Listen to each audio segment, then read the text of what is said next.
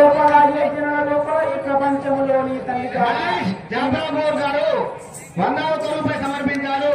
వారికి రేణుక ఎల్లమ్మ సదా ఏళ్ల కాలం కాపాడుగాక. అమ్మా చూడండి, మీరు కొద్దిగా సప్పుడు చేస్తున్నారు, నాకు డిస్టర్బ్ అవుతుంది. సప్పుడు చేయకూడదు. పరశురాముడు ఎల్లమ్మని ఎందుకు కొడుతున్నాడు? ఆ యొక్క ఎల్లమ్మ తండ్రి జాడ ఎందుకు చెప్పుతలేదు?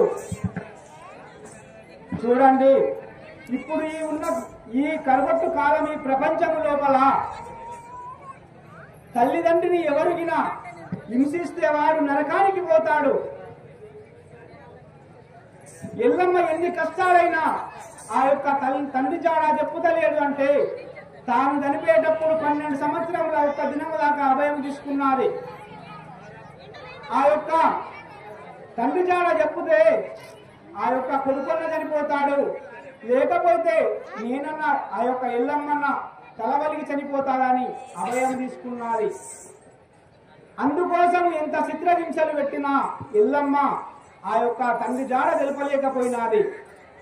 ఇప్పుడు మన ప్రపంచం లోపల తల్లిదండ్రులు మంచాల పడి ఏడుస్తుంటే ఎవ్వరు కసిక నీళ్లు పోస్తలేరు. వీళ్ళు ఎప్పుడు చనిపోతారని ఆలోచనతో బతుకుతున్నారు. కానీ వారు పుట్టి పెంచిండ్రు, ఎన్ని కష్టాలు పడ్డారో మనకేమి తెలియదు.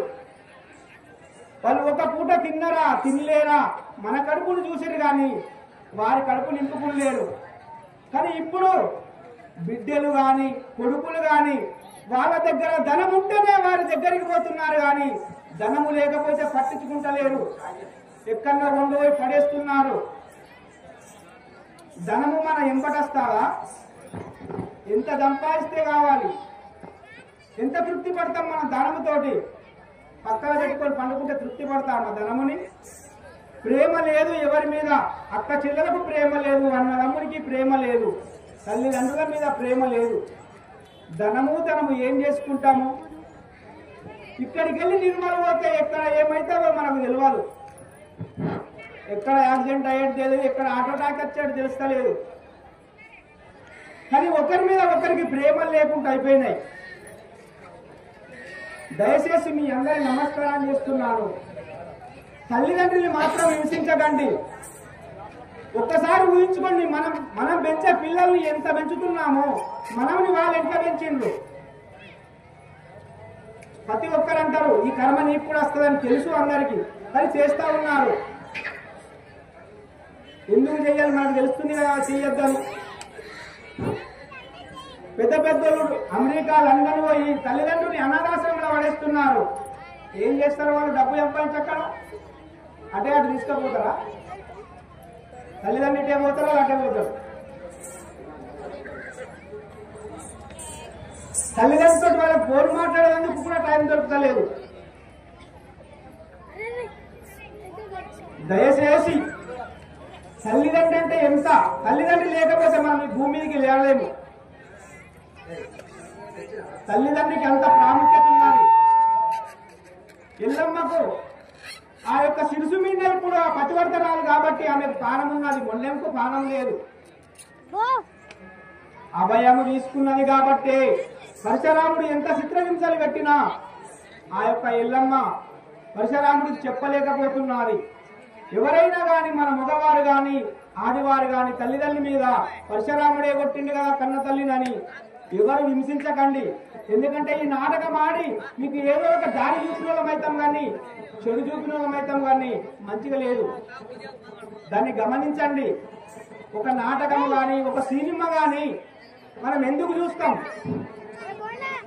ఒక కథ గాని ఎందుకు వింటాం మనం?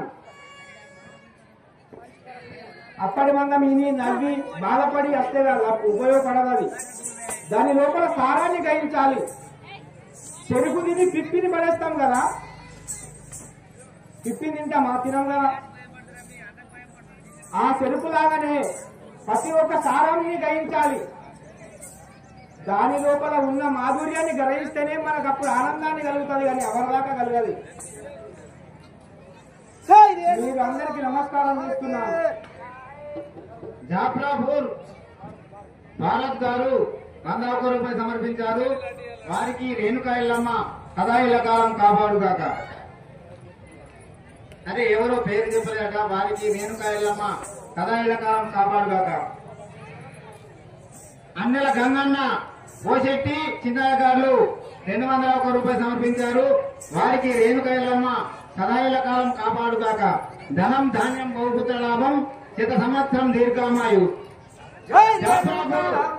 జాఫరాపూర్ సురేష్ గారు, రే పరశురామ, నీకు మాత్రం కొట్టడం చేత కాకపోతే, నీ తండ్రి పేరు తెలుసుకోవాలంటే కొట్టడం చేత కాకపోతే నేను కూడా 3 శైలిలు వేరుకట్టుకుంటా, నేను కొట్టి చూపిస్తా అని చెప్పేసి 200 రూపాయలు సమర్పించారు. వారికి రేణుకా ఎల్లమ్మ సదా ఎల్లకాలం కాపాడుగాక. ఆనంత మూడుకుడు దునియాలో లేడి. పాత్మట్ల గంగవ్వ గారు 101 రూపాయలు సమర్పించారు. వారికి రేణుకా ఎల్లమ్మ సదా ఎల్లకాలం కాపాడుగాక. ధనం ధాన్యం బహుపుత్ర లాభం శత సంవత్సరం దీర్ఘామాయు. జై రేణుకా మాతా కే జై.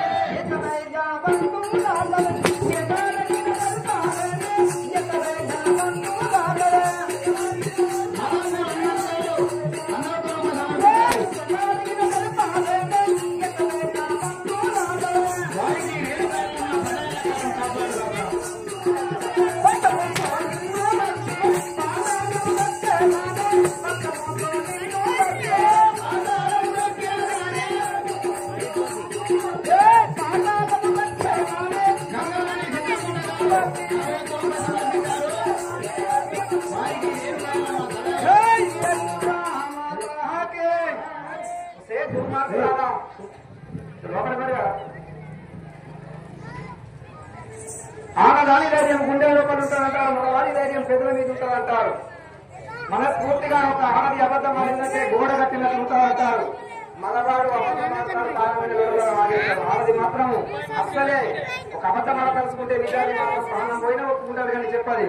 అదే విధంగా నా తల్లిని చిత్రహింసలు పెట్టినా కూడా నా తల్లిని నా జనకుడు తెలపలేదు కదా, ఇంకా చిత్రహింసలు పెట్టిన జనకుడు తెలుసుకోలేదు కదా.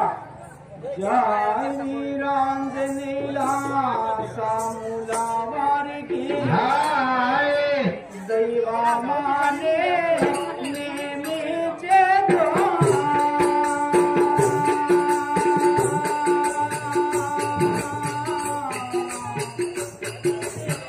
ఏమి చేతునే దైవమాయా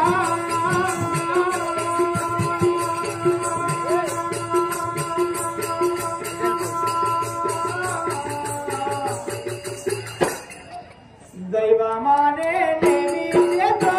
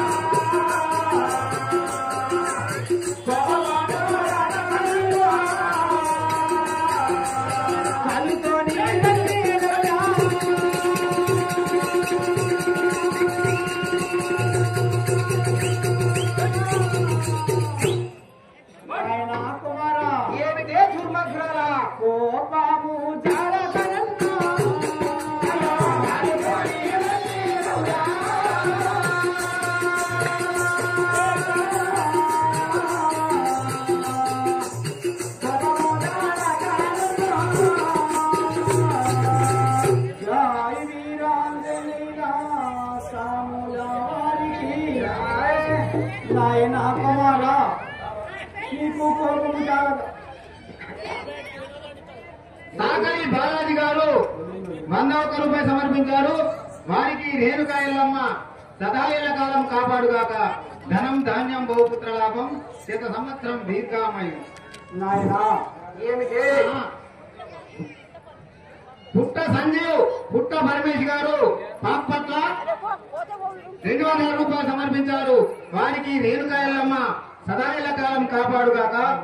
ధనం ధాన్యం బహుపుత్ర లాభం శత సంవత్సరం దీర్ఘామయం. నాయన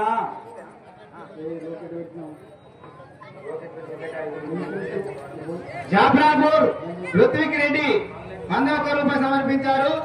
వారికి రేణుకా ఎల్లమ్మ సదాయేళ్ల కాలం కాపాడుగాక. నాయన ఏమిటే దుర్మార్గురాలా? కోపము చాలా నన్ను కాలుతోని తన్నినావు కదా. నీవు కన్న తల్లి అన్నది చూడక కాలుతోని తన్నినావు. నీ కోపము చాలించుకొమ్మి నాయన. జై రేణుకా మాతాకే ఎన్నో విర్వాలే